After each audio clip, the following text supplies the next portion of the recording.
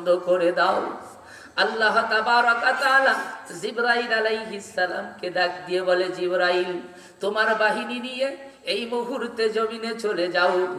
আমার প্রিয় নবীর প্রিয় উম্মতিদেরকে রোজা রাখা অবস্থায় যেন রোজা নষ্ট করতে না পারে, এজন্য অহংকারী ওই দুষ্ট মারদুদ মালউন অভিশপ্ত ওই শয়তানগুলিকে শৃঙ্খলে আবদ্ধ করে শয়তানগুলিকে সমুদ্রের ভিতরে নিক্ষেপ করো। হে আমার প্রিয় ভাইরা, এই পর্যন্ত বর্ণনা শেষ না। ইবনে আব্বাস রাদিয়াল্লাহু তাআলা আনহু থেকে লম্বা হাদিস বর্ণিত। এই হাদিসের ভিতরে স্পষ্ট উল্লেখ আছে, আল্লাহ তাবারক ওয়া তাআলা ডাক দিয়ে বলে, তোমরা তাদেরকে একটা খুশখবরি শোনায় দাও, যারা রমজানের হক আদায় করে রোজা পালন করার চেষ্টা করবে, যারা রমজানের হক আদায় করে তাকওয়া অর্জন করার জন্য মেহনত করবে, আমি আল্লাহ তাবারক ওয়া তাআলা রোজাও রাখলো, রাতে দাঁড়ায় তারাবি অর্থাৎ নামাজ আদায় করলো, এদের জন্য দুইটা পুরস্কারের ঘোষণা আমি আল্লাহ দিতেছি। এক হলো আমি তাদের উপরে সন্তুষ্টির ঘোষণা দিলাম, আমি আল্লাহ এই রোজার প্রথম রাত থেকে বিগত জীবনের সব গুনাহকে আমি আল্লাহ মাফ করে দিলাম। হে আমার প্রিয় ভাইয়েরা, নবীজির হাদিস থেকে আমি আপনাদেরকে শুনাইতেছি, আল্লাহর রাসূল বলেন, যখন বান্দা বান্দি সবে সাদেক থেকে নিয়ে একেবারে ইফতার পর্যন্ত স্ত্রী সহবাস থেকে পান করা থেকে খাওয়া থেকে নিজেকে বিরত রাখে, আল্লামা তাকি উসমানী দামাত বারাকাতুহুম আলিয়া বলেন, আরে যেই জিনিস রোজার বাহিরে আমাদের জন্য হালাল ছিল, আল্লাহ সেই জিনিসগুলিকে সবে সাদেক থেকে নিয়ে সূর্যাস্ত পর্যন্ত হারাম ঘোষণা করে দিল। আরে হালাল জিনিস থেকে যদি বাঁচা লাগে, তাহলে হারাম জিনিস থেকে কি পরিমাণ বাঁচা দরকার। আমি জানি না আমার এই কথাগুলি আপনাদের দিল পর্যন্ত পৌঁছাবে কিনা। অনেকে রোজা রাখে টাইম পাস করার জন্য, রোজা রেখে তাস খেলে, অনেকে রোজা রাখে সময় কাটানোর জন্য মোবাইলের ভিতরে ডুবে থাকে, অনেকে রোজা রাখে আরে চার দোকানে যাইয়া কি বাদ শিকায়ত করিয়া সময় পাস করার জন্য বসিয়া থাকে। আমি একটা কথা আপনাদেরকে বুঝাতে চাচ্ছি, রমজানের বাহিরে যা ছিল আমার আপনার জন্য হালাল বৈধ, শুধু হালাল আর বৈধ না, বরং নেকির কাজ, সেটা যদি হারাম হয় গুনাহ থেকে কি পরিমাণ বাঁচা দরকার।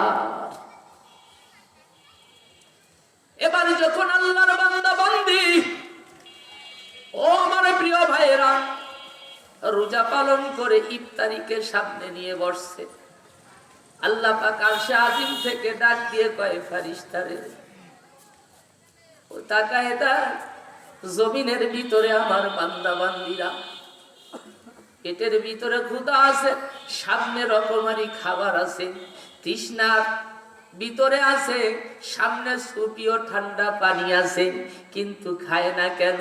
ফারিস্তারা বলে, আল্লাহ আপনার গোলামি করতে চায়, আপনার নির্দিষ্ট হুকুম পালন করতে চায়, কারণ এই সময় তো খাবার সময় হয় নাই, সময় না হলে যত কষ্ট হোক তারা খাবে না।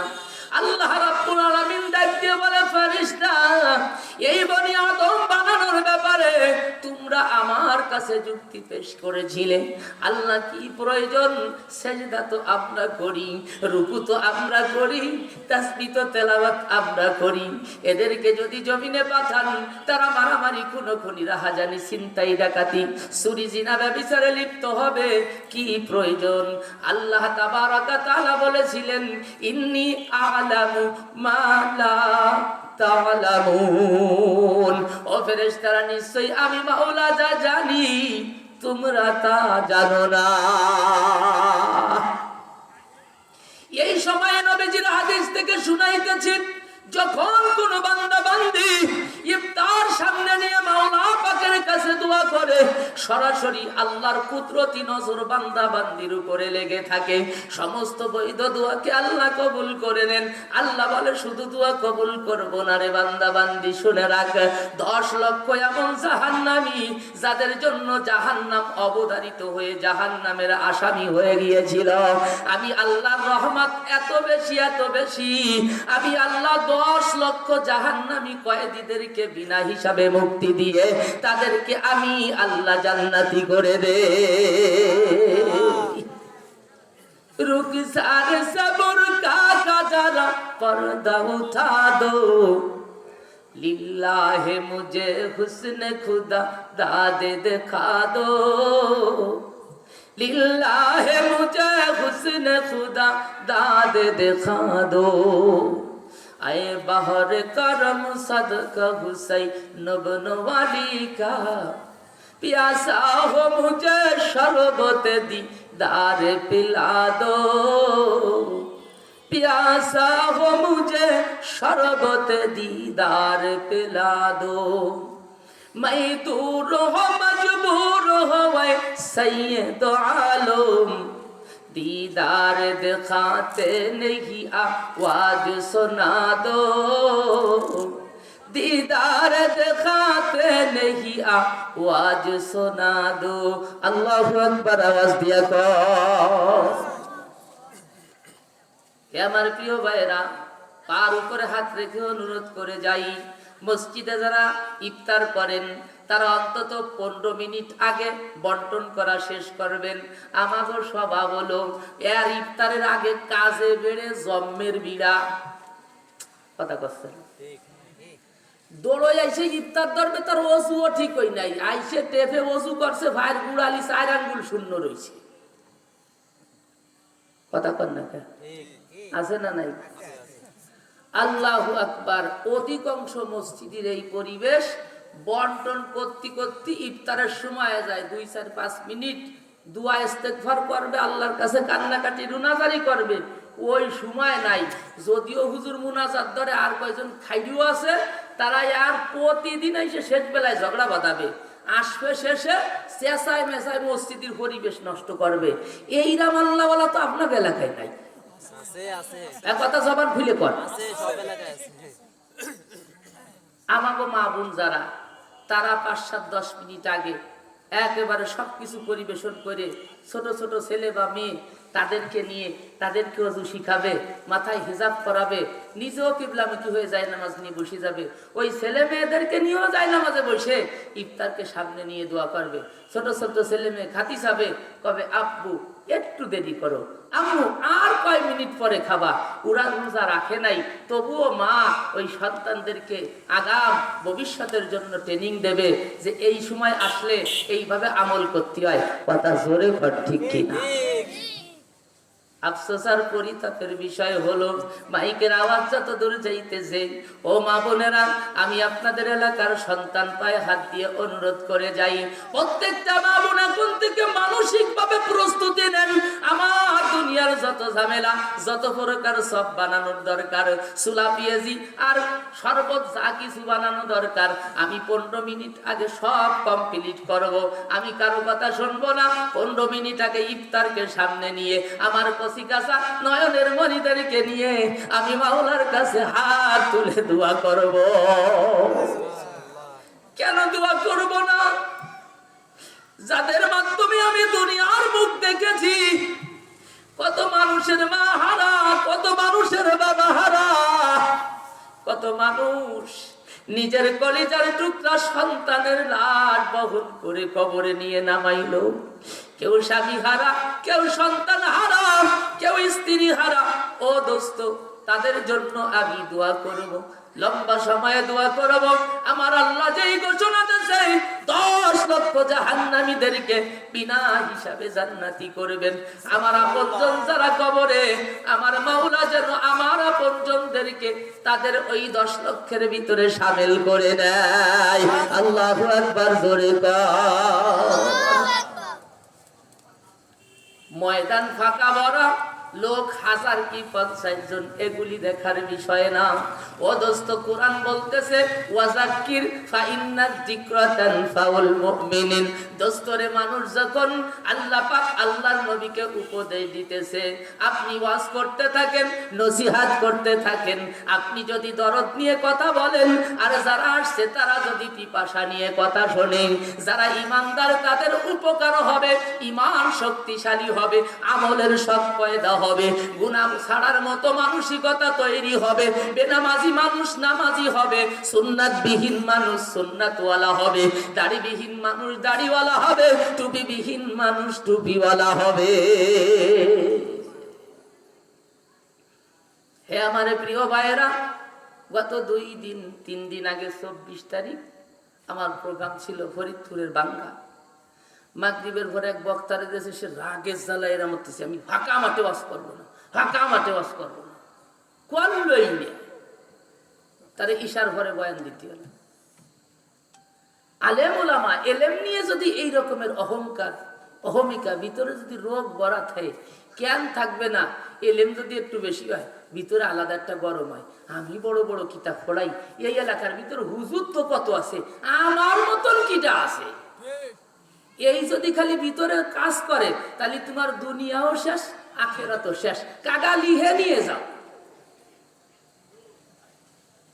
দোস্তরে আমার, ওয়াজের ময়দান হলো অন্তরের রোগ থেকে মুক্তি পাওয়ার ময়দান। আজকে সেই ময়দান নাই। যারা যত ফাহেসা কথা কতি পারে, হাসলা কথা কতি পারে, হাসতি হাসতি দাঁতের ফাটিগুলি বারোয় একেবারে 32টা পর্যন্ত দেখা যায়, তাদের চাহিদা বেশি। এগুলি কিয়ামতের আলামত। ওয়াজ করে 1 ঘন্টা 50-40 হাজার টাকা দিয়া লাগে, সিরিয়াল দিয়া লাগে, অদস্ত সুতা খান লিখে দেয়। খাবারের রুটিন কি হবে, কয়টা থেকে কয়টা বয়ান করব, ওয়াজের আগে কত দিবা, ওয়াজের পরে কত দিবা, টাকাগুলো খুচরো দিতে পারবা না, বড় বড় নোটওয়া লাগবে। এইভাবে তারা গলা বেঁচে কাছে। আমি ছোট মানুষ আলেমদেরকে সাক্ষী রেখে বলে যাই, যদিও মাসআলায়ে জায়েজ, ও কিসের বেস্তিছে, নেকি পাবে কিনা আল্লাহই ভালো জানে। এদের কথা শুনতে আবার মানুষ পাটল ভাঙিয়ে আসে। ওই আসলি যে কিছু খাইজনি কথা শুনতে পারে, সুড়োসুড়ি লাগে, মজা লাগে। হাসতে হাসতে একজনের গার ভরা আর একজন মানে শুয়ে পড়ে, হাসতে হাসতে ফাইটিয়ে দেয়, কাইসিয়ে দেয়। ওরে সরতা আল্লাহ, 1,500 মানুষ ইশার পরে নামাজ মানে কি কয় ওয়াজ শুনছে, গুইনে দেখা গেল 150 লোক নামাজ পড়ছে, বাকি সব নামাজ ছাড়া। কথা জোরে কর। এই অজদিলা বলবে কি দোস্তরে, কথা দূরে সরে আসছি, বড় কষ্ট নিয়ে কথা বলতেছি।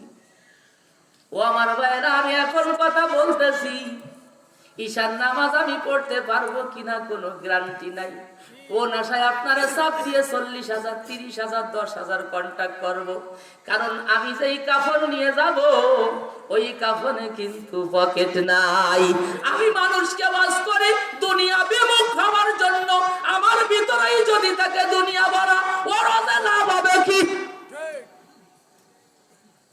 আমি মানুষরে করি দুনিয়া ছাড়ো আখেরাত ধরো, আমি মানুষরে বলি দুনিয়া ছাড়ো আখেরাত ধরো। আমি কিন্তু দুনিয়া ধরে বসে রয়েছি আখেরাত ছেড়ে দিয়ে। কথা আমি বলি নাই দোস্ত, আসেন স্বল্প সময় একটু মুজাকারা করি। ওয়াজ করার মতো কোনো যোগ্যতা নাই, আমি নিজেই আত্মার রোগের রোগী। তো রোগী হয়ে আর একজন রোগীরে চিকিৎসা দেবে কেমনে? তবে চেষ্টা করি আল্লাহ ওয়ালাদের সোহবতে যাইয়া নিজের রোগগুলি থেকে নিজে মুক্ত হওয়া। দোস্ত, অনেক ইমাম আছে যারা নামাজ পড়ায়, নিজেরাও নিজেদের নামাজে তৃপ্তি পায় না। কিছু মানুষ থাকে ওই যে মাটিতে বসা শ্রোতা হিসাবে, কিন্তু বক্তার থেকেও বেশি তাকওয়াওয়ালা জোরে কোন আছে না? না, চেয়ারে বসে ওয়াজ করলি তার দাম বাড়িয়ে যায় না কাকা? বহু শ্রোতা আছে যারা হালাল হারাম তো মিস করে চলে, শত রকমের বাধা বিপত্তির উপরে ঈমান বিক্রি করে না। আর আমি আলেম, আমি ইমামতি বাঁচানোর জন্য ফতোয়া ঘুরোই দিই, মিষ্টি মিষ্টি ওয়াজ করি, শক্ত কোনো কথা বলি না। সেক্রেটারি সভাপতি সুদখোর, 14 বছর ইমামতি করে, কোনোদিন সুদ ঘুষি রস করে না। আল্লাহ কয় তোর ইমামতি করার দরকার নাই, তোর চেয়ে তোর বহু মুসল্লি আছে, আমি আল্লাহর কাছে অনেক দাম। এলেম ওয়ালা হয়ে যখন এলেমের হক আদায় না করবে, ও দোস্ত, আলেম দিয়েই জান্নাত উদ্বোধন হবে আর আলেম দিয়েই জাহান্নাম উদ্বোধন হবে। বহু আলেম আমার জানা আছে, বিয়ের একটা হতুয়া নিয়ে গেছে, তাহা 8,000 10,000 খাইয়ে হতুয়া উল্টো হয়ে গেছে। মাইয়ারটা আপনাকে এলাকাতে বারোই নিয়ে গেছে, আমাকে এলাকার নাম কব না, চিনে ফেলাবেন। এক হুজুরির দ্বারে নিয়ে গেছে, কাছে আমি তো এই তৈরি নিয়ে আইছি। তারপরে আর আল্লাহ যা করছো এ হবে না, বিয়ে হবে না, কারণ যার বউ নিয়ে আইছো 3 মাস 13 দিন এসেই করা লাগবে। কয় কি কাকা কোনো কায়দা বায়দা নাই? ছোট্ট ওই হুজুর করছে কি যে টাকা 10,000 যদি দিতে পারো, ব্যাক ডেটে ডিভোর্স দিয়ে বিয়ে ভরাই দিবানি। তো সুদ তো সেইও তো খারাপ, ব্যাক ডেটে যদি তালাক করায় দেয় তাহলে কি বিয়ে জায়েজ হয়ে যায় না? আপনারা বোঝেন না কথা, মুসলমান না আপনারা, কথা বলেন না কেন? এই কথাগুলি আমি অতদিন বুঝি নাই। আল্লাহর কোরআন বলতেছে উলাইকা কাল আনাম বাল হুম আদাল, আরে রাস্তায় পাওয়ালা জানোয়ার থেকে, কুকুর শ্রীগল থেকে ওরা শুয়োরের চাইতেও নিকৃষ্ট। যারা টাকার বিনিময়ে মানুষকে গুনার দ্বার খুলে দেয়, জিনার দ্বার খুলে দেয়, হারাম রে হালাল বানায় দেয় 2, 5, 10 হাজার টাকার বিনিময়। কথা বললে বড় শক্ত হবে। আমি আপনাদেরকে কষ্ট দেওয়ার জন্য বসি নাই, শুধু আপনাদের ঘুমান্ত বিবেককে জাগ্রত করতে চাই। আজকে এত বড় একটা আয়োজন, এত বড় একটা মাহফিল, এই এলাকার কি মানুষের কাছে দাওয়াত পৌঁছায় নাই? আরে তোর আকলের ভিতরে কি কুকুরে পিশাব করলো? আজকে এত বড় সুবর্ণ সুযোগ, আখিরাতের ফসল কামাই করার সুযোগ, এখনো তুই দুনিয়ার বিভিন্ন রকমের গুনাহের ভিতরে লিপ্ত। তোর ভিতরে কি আল্লাহ সামান্যতম আখিরাতের কোনো ভয় দেয় না? আমার প্রিয় ভাইয়েরা, আসেন এই আয়াতের দ্বারা যে কথা বুঝাতে চাচ্ছি, রমজানের শিক্ষা হলো আমরা যেন মুত্তাকি হতে পারি। মুত্তাকি কাকে বলে? তাকওয়া অর্জন করনেওয়ালা কোন ব্যক্তি? আমি সংক্ষিপ্ত পরিসরে ব্যাখ্যা দেই। রোজা তখন হবে, ও দোস্ত, চোখের রোজা আছে না নাই? আপনাদের প্রত্যেকের জবান খোলা লাগবে। চোখের রোজা আছে না নাই? জবানের রোজা আছে না নাই? কানের রোজা আছে না নাই? হাতের রোজা আছে না নাই? পায়ের রোজা আছে না নাই? ও দোস্ত, রোজা পালন করলাম। আল্লামা তাকি উসমানী দামাত বারাকাতুহুম আলিয়া, গোটা এশিয়া মহাদেশের শ্রেষ্ঠতম গ্রহণযোগ্য আলেমে দ্বীন, আল্লাহ তাআলা ওনাকে আমাদের মাথার উপরে এই ছায়াকে আরো অনেক অনেক লম্বা করে দেন, বলি আমিন। ও আমার প্রিয় ভাইয়েরা, আমি বলতেছিলাম হযরতের লেখা এই রমজান কিভাবে কাটাবো, রমজান কিভাবে আমাদের কাটানো উচিত। উনি বলেন যদি হালাল জিনিস হারাম হয় তাইলে হারামকে কি পরিমাণ ভয় করা দরকার। একজন ব্যক্তি রোজা রাখছে, তার চোখের রোজা হলো নিষিদ্ধ জিনিস চোখ দিয়ে দেখবে না, তার জবানের রোজা হলো নিষিদ্ধ কথা জবান দিয়ে বলবে না। এবার বলেন এই চোখ দিয়ে বেগানা নারী দেখা হালাল না হারাম? মোবাইলের ছবি দেখা হালাল না হারাম? কথা তো আর একদিকে চলে যাবে না। যেই মোবাইল আগে ফতুয়া এরকমের আমরা নিজেরা বলছি, ওই ঘরে রহমতের ফেরেশতা প্রবেশ করে না। রসুলের সহিহ সনদে বুখারী মুসলিমের হাদিস। আজকে তাই ঘরে ঘরে ভগেটে মসজিদি, এমন এমন মৌলবী আছে যে মসজিদি বইসে ওই বাচ্চাকে সকালবেলা ভরাতি বইসে ফেসবুক চালায় আল্লাহর ঘরে বইসে। তা ফেসবুকে তো খালি কুরআন হাদিস ভরা, ওখানে কিছু খারাপ তারা ভাসে না। কথা কচ্ছে না? কোন ইমামরে যদি মুসল্লিরা দেখে যে উনি বারান্দায় বসে ছেলেবেলে ভরাচ্ছে আর ফেসবুক চালাচ্ছে, তাহলে মুসল্লি কি মনে করবে? হুজুর যেহেতু চালাচ্ছে তাহলে আমাকে তো এটাই সুন্নাত পালন করতে হবে। কথা কন না? হুজুর তাহাজ্জুদের নামাজ পড়লি ওটা সুন্নাত মানবে না, কিন্তু ফেসবুকের সুন্নাতটা সাথে সাথে ধরে ফেলাবে। কেন ধরবে? শয়তান আমাকে পিছনে লাইকি আছে। আমি মাঝে মাঝে না বললে আপনারা বুঝবেন না। এই যে ওয়াজের ময়দানে বইছে, আল্লাহ অন্যদিকে খেয়াল, অন্যদিকে ফিকির, এদিকে মোটে মুতাওয়াজ্জু হয়ই না। ও কি করছো তো আমরা জানি, এরম একটা ভাব ভিতরে কাজ করে। ও দোস্ত, এই লোকটা যখন মসজিদে আসছে জুমার দিন, ওই ইমাম সাহেব খতিব সাহেব অল্প সময়ে কাটা কাটা কিছু মূল্যবান নসিহাত করে, ওই সময় 5 মিনিটও বসতে পারে না। ফাঁসার মাথা জিমেতি জিমেতি এক জায়গায় রে ফেলায়। অনেকে আতেই ভালি দিয়ে না লাইয়ে থুতনা মুতনা কেই নবীজে ফেলায়। কথা বল না? আমি বললাম ঘটনা কি? এই লোকটা চার দোকানে 3 ঘন্টা বসে থাকে, একটা জিমটি দেয় না, অথচ মসজিদে আসতে অবস্থায় রামকা ও কাকা হলি কাকা ঘটনা কি? কয় বাহু, মসজিদে আসতে আল্লাহর রহমত আল্লাহ ডাইলিয়ে দেয়। ও শয়তান বোঝে নাই যে মসজিদে আসলি শয়তান ওরে গা ফা চাইবে, ওরে ঘুমায় দেয়। যদি একটা ভালো কথা শুনলি যদি সুদ ছাড়িয়ে দেয়, যদি একটা ভালো কথা দিলে লাগে গেলি ঘুষ ছাড়িয়ে দেয়, যদি বেগানা নারীর সাথে সম্পর্ক একটা ভালো কথা শুনলি যদি পরকিয়া ছাড়িয়ে দেয়। এই জন্য শয়তান কয় কাকা ঘুমাও, কাকা ঘুমাও, কাকা ঘুমাও। কাকারে একটা ভালো কথা শুনতে দেয় না, কথা জোরে কয় না। আর এখানে আসলি, ওয়াজের ময়দানে আসলি ওই একই কায়দা, মসজিদে আসলি একই কায়দা। ও কোনোদিন যাত্রার মঞ্চে যাইয়ে 1 সেকেন্ডের জন্য চোখটা টিপড়ি দিল না। ও যাত্রা করসা গুণযাত্রা জারি গান এ বহু জীবনে শুনছে, ওখানে গেলে 1 ফুট গম আসলো না। চার দোকানে আনলে গেলে 1 ফুট গম আসে না। ওয়াজের ময়দান আর মসজিদে গেলে গম আসে। ঘটনা কি? উনারা 24 ঘন্টা শয়তান চালায়, এজন্য ভালো জায়গা গেলেও উনারা শয়তান নিয়ন্ত্রণ করে। কথা জোরে কর। আমার প্রিয় ভাইয়েরা, বলতেছিলাম চোখের রোজা হলো নিষিদ্ধ জিনিস না দেখা, জবানের রোজা হলো নিষিদ্ধ জিনিস না বলা। ও দোস্ত, কানের রোজা হলো নিষিদ্ধ জিনিস কান দিয়ে না শোনা। হাতের রোজা হলো নিষিদ্ধ কোনো অবৈধ কাজ হাত দিয়ে না করা। পায়ের রোজা হলো নিষিদ্ধ কোনো জায়গায় পাও ব্যবহার করে না যাওয়া।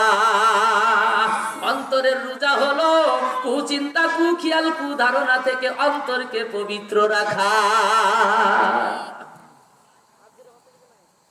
আল্লাহ তাআলা বলেন, তোমাদের উপরে রমজানের রোজাকে ফরজ করেছি।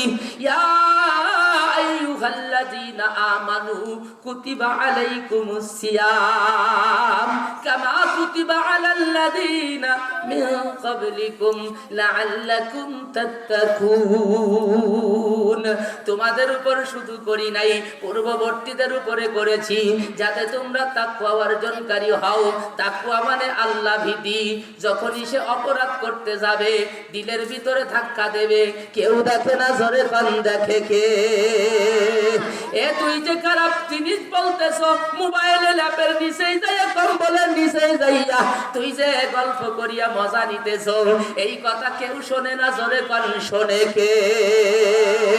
দোস্তরে আমার, আল্লাহ তাআলা তাকওয়ার ব্যাখ্যা তো দিলেন, সাথে সাথে আমার আপনার সাথে গোয়েন্দা লাগাই দিলেন। কিরামান কাতিবিনা ইয়ালামুনা মা তাফআলুন। তুমি আমি রাতের অন্ধকারে অথবা নির্জনে গিয়ে যত সতর্কতার সাথে অন্যায় আর অপরাধ করি, বয়সপ্রাপ্ত হওয়ার পরে নারী অথবা পুরুষ প্রত্যেকটা মানুষের সাথে সম্মানিত লেখক 2 জন ফেরেশতা আছে না নাই? হাসরের ময়দানে আল্লাহ বলবে, ইকরা কিতাবাকা কাফা বিনাফসিকাল ইয়াউমা আলাইকা হাসিবা। এই লেখা কিতাব আকারে হাসরের ময়দানে আমার আপনার সামনে পেশ করা হবে। আল্লাহ কবে, তোর কিতাব তুই পড়। ওই আমলনামা দেখার পরে কোন লোকের প্রয়োজন হবে না, নিজের বিচারের জন্য নিজেই যথেষ্ট হবে। दुनिया की और दीन की भी अपने करम से बिगड़ी हुई बातों को मेरी आज बना दे, बिगड़ी हुई बातों को मेरी आज बना दे। कातिब से मेरे नाम आए अमोल मंगा कर, जितने अमल जुस्त है इन सब को मिटा दे, जितने अमल जुस्त है इन सब को मिटा दे। আল্লাহু আকবার, আওয়াজ দিয়া কর।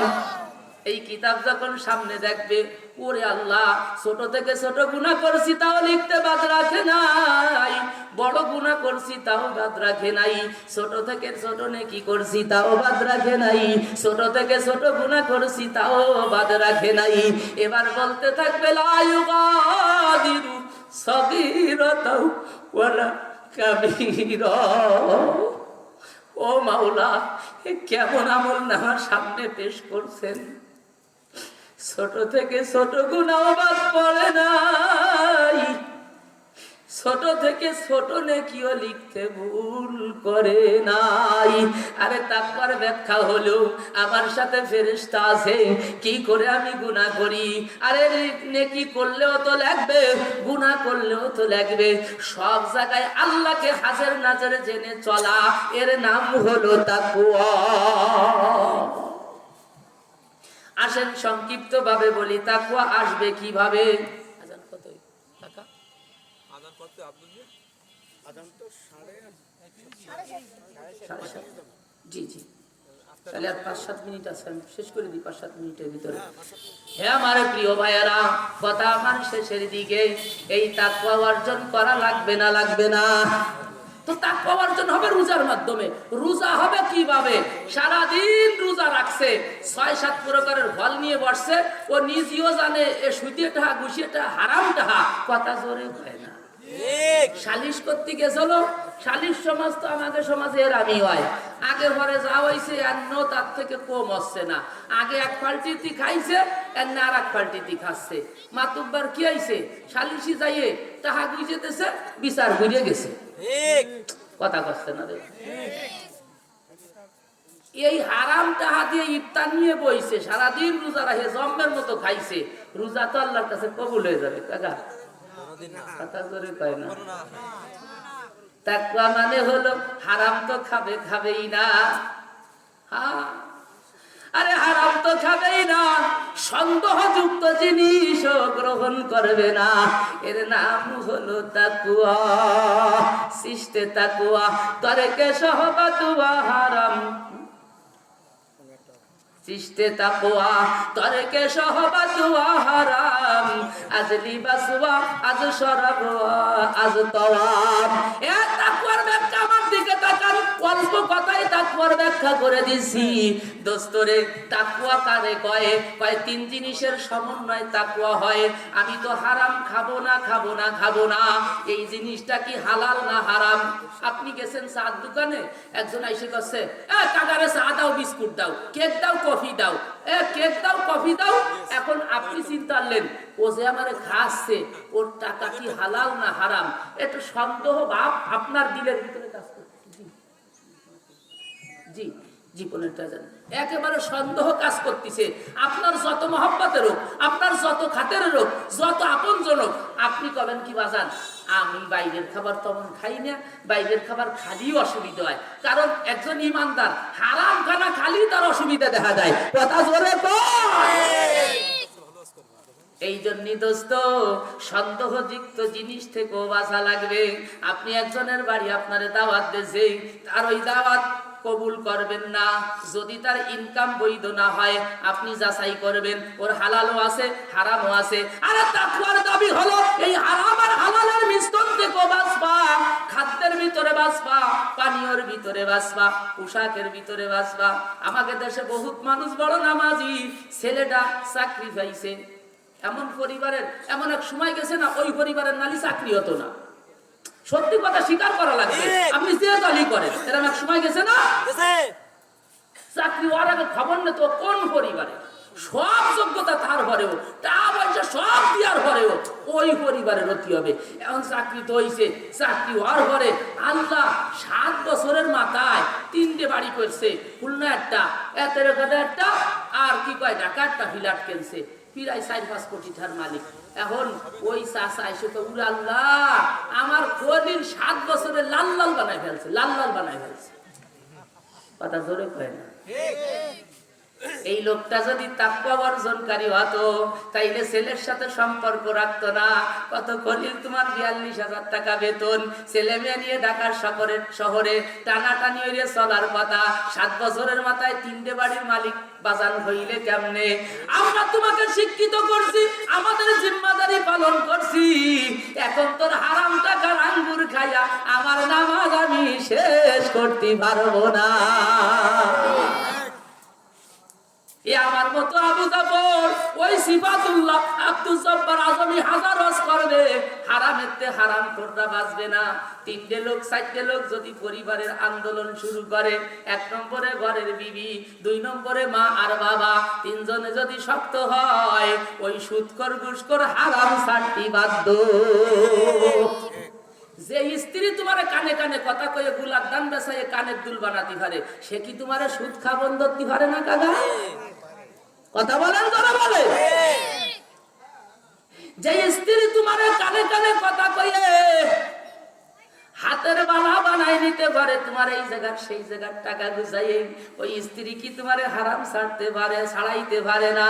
অতি সহজ। ভালো করে কথা শোনেন, তাকওয়ার কথা এসে গেছে।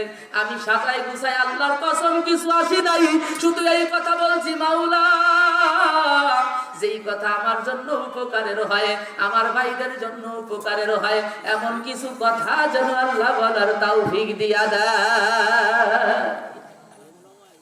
দেখেন, এই বাড়ির মালিক বিশাল বড় অফিসার, একেবারে দামি অর্ধকোটি ছাড় গাড়ি নিয়ে চলে আইছে। আমরা 1-2 কেজি ফল কিনতে গেলি দোস্ত, লুঙ্গির গিট্টু খুলে যায়, যে দাম ফলের কথা বল না। ও ফেটি ধরে আঙ্গুর, ফেটি ধরে মালটা, ফেটি ধরে বেদানা, ফেটি ধরা ধরা গাড়ির পিছনে নিয়ে আইছে, বাড়ি এনে দেশে।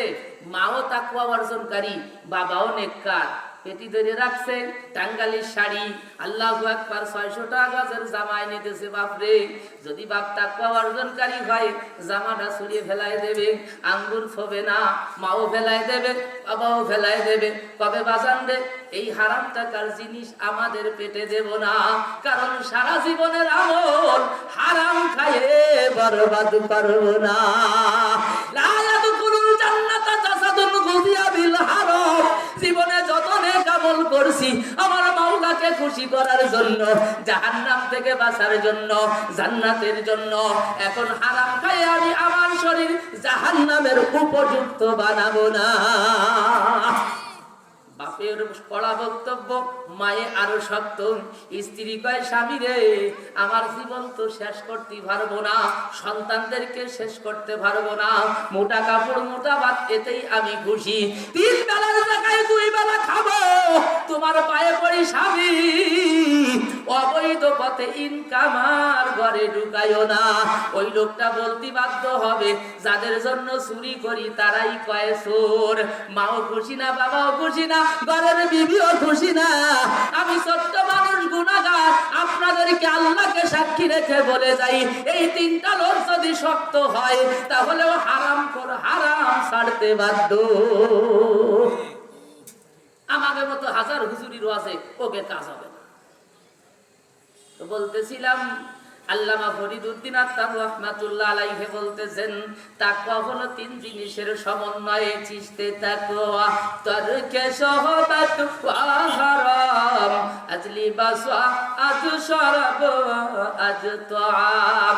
আমি যেই খাদ্য খাবো হারাম তো হবেই না, সন্দেহযুক্ত হবে না। আমি যেই পানীয় পান করব হারাম তো হবে না, সন্দেহযুক্ত হবে না। আমি যে পোশাক পরিচ্ছদ, টুপি থেকে শুরু করে জামা পাজামা সবগুলি যা ব্যবহার করি, হারাম তো হবে না, সন্দেহযুক্ত হবে না। কথা জোরে কর। আমার কথা বুঝতে আপনাকে কষ্ট হচ্ছে? একবারে হ্যাঁ, অন্তর থেকে, দিল থেকে সাজানো গুছানো কোনো কিচ্ছা কাহিনী না। আল্লাহ এই কথাগুলি আমাদেরকে উপকারী কথা হিসাবে কবুল করেন, আমাদের ইসলাহের জন্য কবুল করেন। আল্লাহ তাআলা এই আশা বসাকে আমাদের নাজাতের ওসিলা আল্লাহ তাআলা বানিয়ে দেন। আমার প্রিয় ভাইয়ারা, বলতেছিলাম তাকওয়ার কথা। রমজানের শিক্ষা হলো তাকওয়া। বলেন, রমজানের শিক্ষা কি? সকলে বলেন। এখন থেকে আমাদের প্রস্তুতি নিতে হবে, রমজানে ইবাদত বেশি করব। কিন্তু আমাকে প্রস্তুতি হলো বাজার এই মাসে, গত মাসে 15,000, রোজার মাসে 30 কম হবে না। তেল কেনে ভাজ কেজি, এখন লাগবে না 15 কেজি, খালি সোয়া বাস সুলা বাস্তি আর পিঁয়াজি বাস্তি, কথা জোরে পান্না। এই প্রস্তুতি নেন ভালো, আমি নিষেধ করি না, কিন্তু সাথে সাথে এই প্রস্তুতি নেন। রমজানের বাহিরে আমি নফল পড়ি নাই, রমজানে নফল বেশি পড়ব। তাহাজ্জুদ পড়ি নাই, সুযোগ আছে তাহাজ্জুদ আমি একেবারে সাহারির একটু আগে উঠেই, সাহারি খাওয়ার আগে আমি তাহাজ্জুদ পড়ব। আমি মাওলার কাছে লম্বা সময় দোয়া করব, জীবনের ভুল ত্রুটি অন্যায় অপরাধ থেকে ক্ষমা চাবো। এমন একটা প্রস্তুতি নিতে হবে। কেন নেব না? নবীজি বলেন, রমজানে যদি একটা নফল ইবাদত করো, রমজানের বাহিরে ফরজ সমতুল্য নেকি আর সব আমার আল্লাহ দান করবে। এই জন্য আল্লাহওয়ালা যারা, তারা দুনিয়াকে লাথি মারছে, আখিরাতের ইবাদতের ভিতরে স্বাদ পাইছে। আরে আল্লাহ বলেন, তাকওয়া অর্জনকারী মুত্তাকি হলো রোজার মাধ্যমে।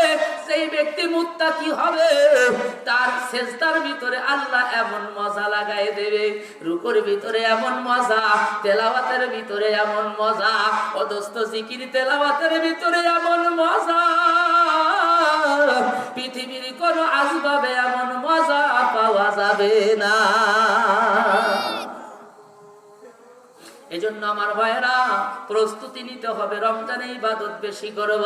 নবীজি বলেন, একটা ফরজ যদি কেউ আদায় করে, রমজানের বাহিরে 70টা ফরজ আদায় সমতুল্য নেকি আর সব আমার আল্লাহ দান করিয়া দিবে। এজন্য প্রস্তুতি হবে ইবাদত বেশি করার। বলেন, প্রস্তুতি কি হবে? আপনার খাওয়া তো কেউ ঠেকাবে না। একজন আল্লাহওয়ালা একজনের বাড়িতে গেছে দাওয়াত, তো সুন্দর বিল্ডিং, বড় বড় জানালা। জিজ্ঞেস করতেছে যে, ভাই এত বড় বড় জানালা কেন দিয়েছেন? তো বলতেছে, হুজুর বিল্ডিং এ জানালা বড় হলে সুন্দর হয়, দেখতে ভালো হয়, আলো বাতাস বেশি আসে। আল্লাহর ওলি বলতেছে যে, ভাই তোমার এই জানালা লাগানোতে নেকিও হয় নাই, গুনাহও হয় নাই।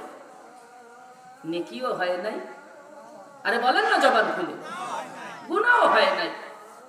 কিন্তু তুমি শুধু যদি দিলে নিয়তটা একটু ঘুরাই দিতা, আল্লাহ জানালা আমি এর জন্য লাগাইতেছি,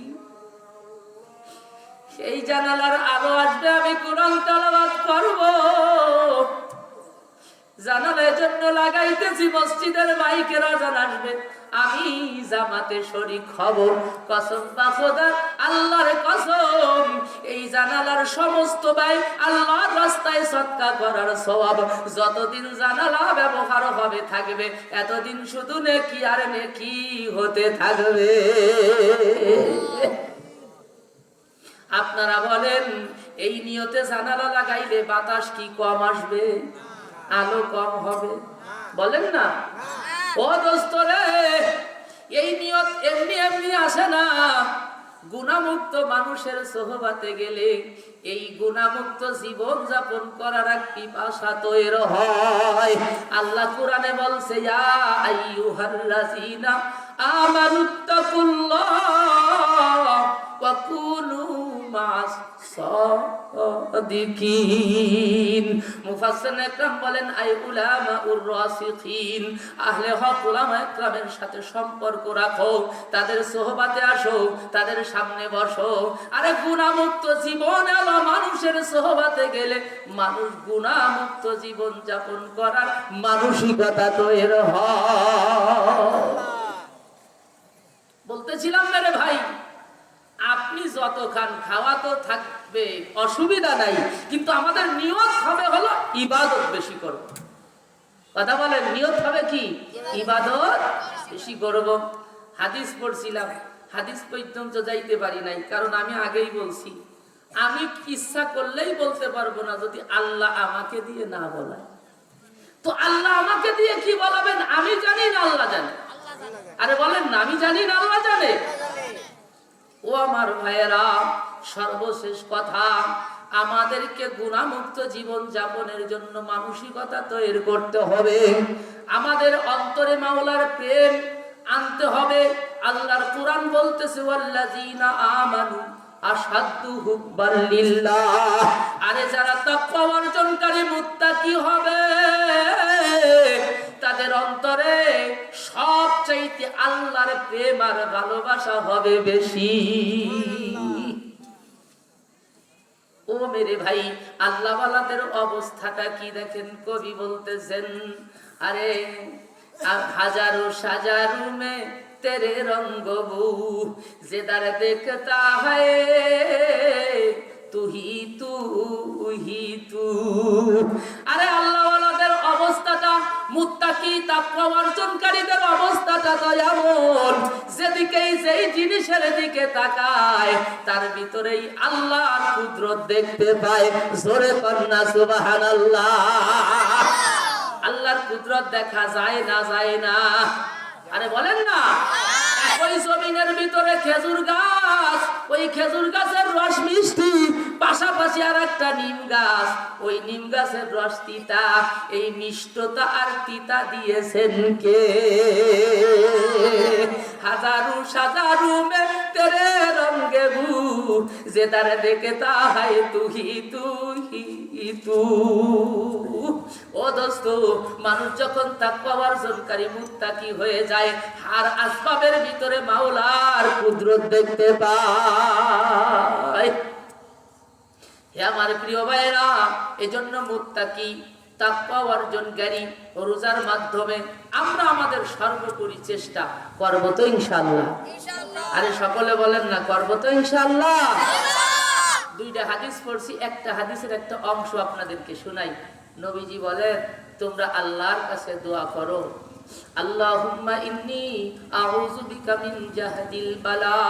আয় আল্লাহ, নিশ্চয় আমরা আপনার কাছে আশ্রয় প্রার্থনা করতেছি কঠিন মুসিবতে পতিত হওয়া থেকে। নবী এমন সময় হাদিস বলেন, আশারায়ে মুবাশশারা, যারা জান্নাতের খুশখবরি প্রাপ্ত সাহাবী, তাদেরকে বলতেছে আল্লাহর কাছে সাহায্য চাও, আশ্রয় চাও কঠিন মুসিবতে পতিত হওয়া থেকে। বোঝা গেল মানুষ যত নেককার দিনদার হোক না কেন, যত বড় মুহাদ্দিস আল্লাহওয়ালা হোক না কেন, যে কোনো সময় কঠিন বিপদে পড়তে পারে। আপনারা মানুষ যাই হন, একটু জবানটা খোলেন। জবানই খুললেন না আপনারা, ওয়াজ করবো কি, খুলবো কি? এই রে মুহি অন্তর হলো মোহর মারা, আল্লাহর নাম নীতি গেলি বাদাঠে। এই জায়গা সেই মানুষগুলো যারা আইলে নাড়ের পিছনে নিয়ে গেছে, এলাকার এক আইলে 150-200 মানুষ জিতে গেছে, লোক হয়ে গেছে 450। কথা কর না, আইলে গেলি তৈরি না লোক নাই, জিতে গেলি 15 জনে বড় ভাই লবি কয়ে চেঁচানি দিয়েছে, 500 লোকের আওয়াজ হয়েছে। কে ওইটির ঘরে মজা আর মহব্বত পাইছে, এই জন্য আওয়াজ 10 গুণ বেশি হয়েছে। আল্লাহর সাথে প্রেম নাই, সম্পর্ক নাই, মহব্বত নাই। এজন্য সুবহানাল্লাহ আমাকে বক্তাকে করতে হয়, কোন সুবহানাল্লাহ, কোন আল্লাহু আকবার, কোন আল্লাহু আকবার। এ কতি হবে কা জায়গা মতই তো কই ওঠে আল্লাহু আকবার। এর আল্লাহু আকবার বলবে আবেগে, প্রেম নিয়ে, ভালোবাসা নিয়ে সুবহানাল্লাহ বলবে। একটা শব্দ যদি মাওলার দরবারে কবুল হয়ে যায়, জীবনের পরিবর্তন এসে যাবে। কথা কি বুঝে আসছে? এজন্য যে কোনো সময় কঠিন বিপদে মানুষ পতিত হতে পারে। আল্লাহর কাছে দোয়া করতেছে, আল্লাহ আমাকে আপনি আশ্রয় দেন, আপনি আমাকে আশ্রয় দেন। ও আল্লাহ, হতভাগা হওয়া থেকে মানুষ হতভাগা হয় 2 কারণে। এক হলো গুনাহ, আর এক হলো বিয়াদবি। ও দোস্ত, বিয়াদবের সংখ্যা সমাজে বেশি। সময় আমার নির্দিষ্ট ব্যস্ততা আছে, মানুষ 2 কারণে হতভাগা হয়। হতভাগা হওয়া মানে ঈমান হারা হয়ে মরা। হতভাগা হওয়া মানে ঈমান হারা হয়ে মরা। আল্লাহর নবী বলতেছে সাহাবীরা রে, আল্লাহুম্মা ইন্নী আউযু বিকা মিন জাহদিল বালা ওয়া দারাকিশ শাকা। আল্লাহ, হতভাগা হওয়া থেকে আপনার কাছে আশ্রয় চাইতেছি। ও দোস্ত, চোখের নজর, বদ নজরের কারণে মানুষ হতভাগা হয়। 15 মিনিটের কথা 3 মিনিটে বলে দেই। একজন ব্যক্তি নজরের হেফাজত করে না, বড় নেক মানুষ। আমাদের সমাজে অনেক মানুষ আছে ফজরের নামাজ পড়িয়ে 5 ওয়াক্তের মুসল্লি চরমনায় যায়, তবলিগি যায়, সব ভালো কাজের আগে আল্লাহ ফজরের নামাজ পড়ে নিজের স্ত্রীর কাছে না যায়, প্রতিবেশী আর একজন মুখগুলা ভাবি আধা বয়াসী জম্মের সেদা তার দ্বারে যাই আধা ঘন্টা গল্প লাগবে ওনার ভালো ঠায় না। মুসলমানের আওয়াজে কথা বলবেন আছে না নাই? আপনার এলাকার মধ্যে ভালো মানুষ নাই, তার ওখানে জাতি হবে, পান খাতি হবে, গল্প হবে, কথা কয় না। আর এই যে যে বেগানা নারীর সামনে বসলো দেখলো, কবিরা গুনাহ মুহূর্তে মুহূর্তে লেখা হয়, এই যে অনেকে গুনাহই মনে করে না। ওই দোস্ত বলতেছিলাম এবার তো নজর লাগছে, নজর যদি লেগে যায় ফিরানো বড় কঠিন। আল্লামা ইবনে জাওজি রাহমাতুল্লাহ আলাইহির তার কিতাবে ওয়াকিয়া লেখছে, নেক মানুষ এক জায়গায় নজর লাগছে, এবার তার দিকে রওনা করছে, চোখ দিয়ে দেখছে চোখের জিনা, পা দিয়ে হাঁটছে পায়ের জিনা। ও দোস্ত অন্তর দিয়ে খারাপ কুচিন্তা কুকিয়ার কুধারণা করছে, অন্তরের জিনা। এবার যখন দরজায় যাইয়া হাত দিয়া টক টক করে আওয়াজ দিয়েছে, ও দোস্ত হাতের জিনা। এবার যখন দরজা খুলে গেছে, জড়ায় ধরছে পুরা শরীরের জেনা। এবার মহিলা যদিও গায়ের মুসলিম, এমন সোনালী যুগের ঘটনা, মুসলমান গুনাহ করবে এত বড় পাপ অন্য বাইরে মুসলিমরাও বিশ্বাস করতো না। ধাক্কা দিয়ে সরাই দিয়ে বলতেছে, তুমি তো নেককার, তুমি তো মুসলমান, এ কি করতেছো? বলে আমি তোমাকে পেতে চাই, তোমার জন্য দেওয়া না। ভাই এভাবে তো পাওয়া যাবে না। ভাই কেমনে পাওয়া যাবে? ভাই আমাকে বিবাহ করতে হবে। ভাই আমি তোমাকে বিবাহ করব। ভাই বিবাহ যদি করতে হয় আমি খ্রিস্টান, তুমি মুসলিম, বিবাহ হবে না। আগে তোমাকে মুসলমানিত্ব ছেড়ে খ্রিস্টান হওয়া লাগবে।